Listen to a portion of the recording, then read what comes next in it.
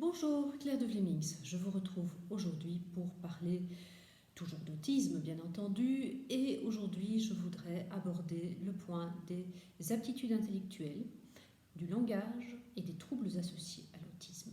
Alors, aptitudes intellectuelles. Quand on pense autisme, souvent on pense aux autistes non-verbaux. En fait, les autistes non-verbaux, les autistes avec une déficience intellectuelle, représentent 30% de la population des autistes.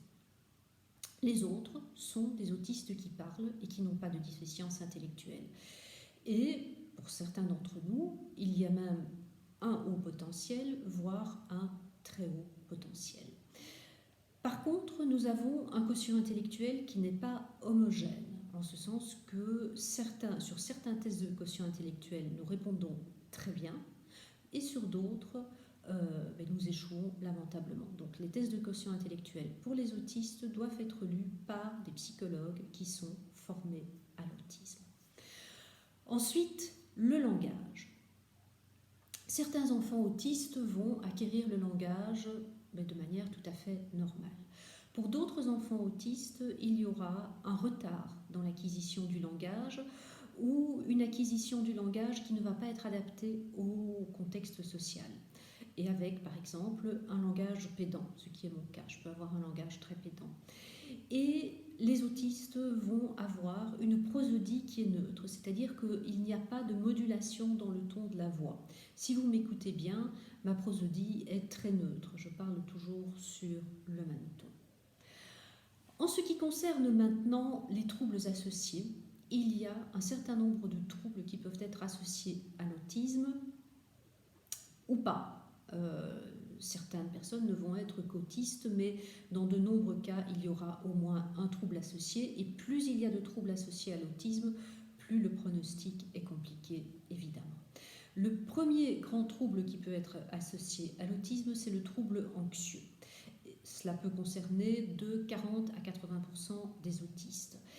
Et ce trouble anxieux va principalement être associé aux autistes se retrouver chez les autistes de haut niveau.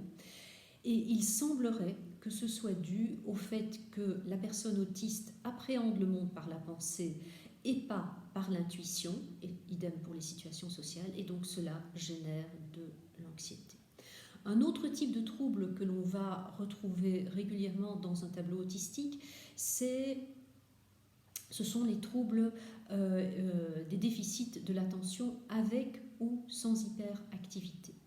Et donc, un autisme avec un TDA-TDAH va faire que la personne va avoir plus de difficultés dans les interactions sociales, va avoir plus de difficultés d'apprentissage et moins de possibilités d'autonomie.